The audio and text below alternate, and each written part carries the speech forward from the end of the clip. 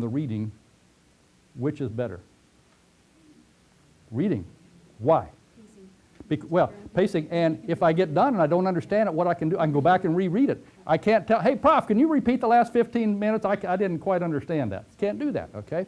But reading, you can. So she found that with the reading challenge students did even better despite that for that reason, okay? Okay. Oh, here was one student after this. They have it on a website, and this is listed on that resources, that page with the resources, the URL for team-based learning. But they have a very active listserv on there. And I just happened to catch a comment just last week by a teacher of nursing over at Virginia Commonwealth. And this was what one of their students said to the teacher at the end of the course. And this was what the teacher said about that. And there's that joy of teaching again. When you start to see the light bulbs going on, students getting energized, students working, students learning and excited about what they're learning, guess what that does for you? Just what you'd predict it would be. And it happens with team-based learning a lot. Okay, so team-based learning, a lot of power there. Yep. Yeah, we're going to move quickly through the last few items here because I said 55 minutes and we're going to try to stick with that. We got started, about quarter till, so we'll wrap up here real quick. Another thing is, I think you want to try to be a leader with your students, and that's a nice phrase, but one resource I'm pulling together for you, he didn't title it that, but some of you may know Ken Bain in this really well-known book he put together, What the Best College Teachers Do. But what I did was go through and did a reanalysis of what he wrote in there, and that's on, my reanalysis is on the back page of your handout here. What do they do differently? And you remember those 4 yellow circles that I showed earlier when I talk about interacting with students? Well, that's the right-hand column here. But if you look also at the attitudes, some of the course design decisions are going to be what we're talking about in workshop. But all those things in that right-hand column, I think, are just things that if you read books on leadership, that's what they're talking about. So if you can, there's some things you can pick up, I think, from Ken Bain that will help you be good leadership. There's that interacting with students. But leadership, for me, is the top. That's my definition of it. That's just my motivating and enabling. You got to get them pumped up, but you also got to figure out how to help them. Do something important. In our case, that's learning, but do it well. And what do you have to do to lead? And my answer to that is you got to create the right kind of relationship. And I think these teachers in Ken Bain's book give us a lot of clues as to how to create that right kind of relationship. Okay, so be a leader. And then the last one is getting students to reflect on their own learning. It's interesting picking up what some of the Sandra McGuire and Stephen Carroll talked about during the first few weeks of classes, to doing some things at the end of the classes to get students to reflect on their learning. And there's a powerful way to do that is use a thing called learning portfolios, which basically at the end of the semester you have students step back from the learning and put together a 10, 15-page essay, narrative essay, reflective essay about certain questions. And this John Zubizarreta, who teaches down at Columbia College in South Carolina here, put this book together a few years ago. And here's my best effort to do PowerPoint to show reflective thinking here. This is student at time 1, student at time 2, okay? And we're a teacher out here interacting with students in various ways, as a teacher, coach, or whatever you want to characterize it. That happens. That's got to go on. But what I think we really want to have happen is to get the students to pull back from their learning, look at it, and reflect on it, and start asking questions here. What did I learn in this class? What helped me learn it? What didn't help me learn it? What sense do I make of it? What value do I put on it? Okay? And that's meta-learning. And once students learn how to be a meta-learner again by reflecting on their own learning, then light bulbs go off and good things happen. Then they can change, they can reflect on and hold their own beliefs, their own knowledge out here and say, how can I make it better? What do I want it to be? My thinking, my performance, etc. And that's a meta-learner. And then they can take charge of the hammer and shape it the way we want. And that's a lot of what Stephen Carroll got going. And I think a learning portfolio activity at the end can help that process even further. Students start doing that in lots of courses in college. They're going to be aware of themselves as learners.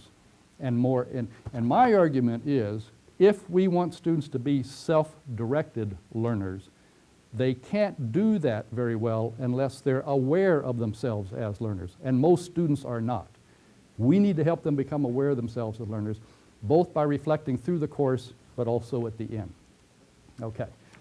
These are kind of questions. There's a sheet on that web page, the resources. that I ask them when I do learning portfolios.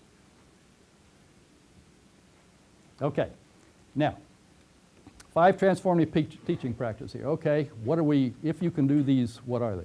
1, Stephen Carroll, Sandra McGuire, build a more dynamic view of learning themselves as learners.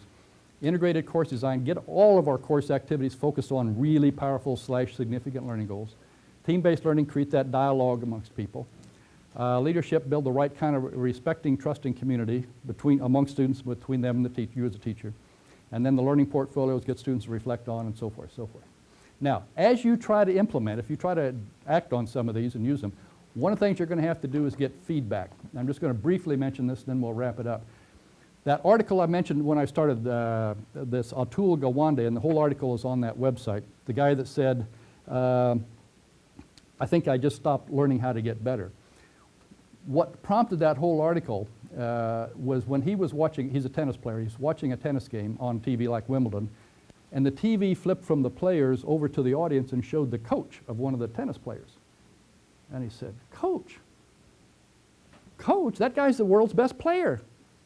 Who else can teach him something? I'm not coaching as good as he is, or he'd be out there playing, okay? But the guy has a coach. Why is that? And once he thought about it, started talking to people, you realize because the fundamental thing, when we're performing tennis, surgeon, teacher, we see ourselves doing that which we're doing, in our case, teaching. But there are inherent limits in what we can see in ourselves.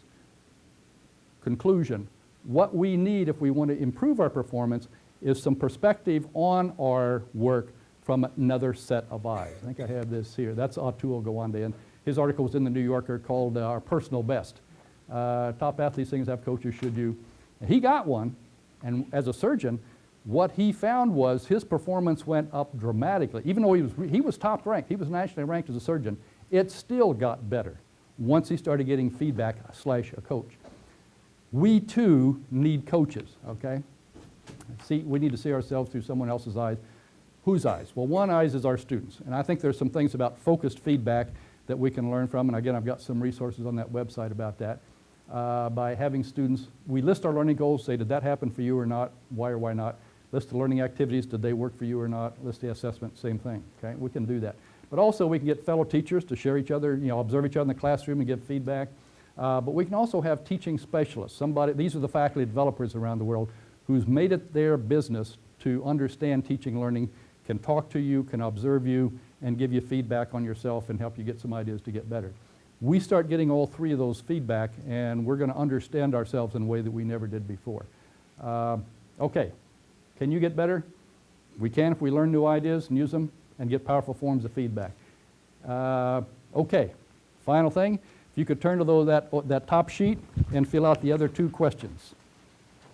What are the 2 or 3 biggest ideas you've gotten in the last hour here? And what action can you take in the next 48 hours to get better as a teacher? Okay, well, we need to wrap it up here. If you can do what you just wrote down here and capitalize on those ideas, learn some more about them, and start acting on them, you too can get better so that 5 years from now, 10 years from now, 20 years from now, you can say, like I said earlier in here, I know things about college teaching. I can do things as a college teacher now that I couldn't 10, 15, 20 years ago. And if you can say that, you're on a growth curve. And if you're on a growth curve, you are better, but your students are learning better. So thank you very much for that. Let's see that. No, it isn't the end. It's really the start of a new thing. So thank you and very good luck with everything. Thank you very much.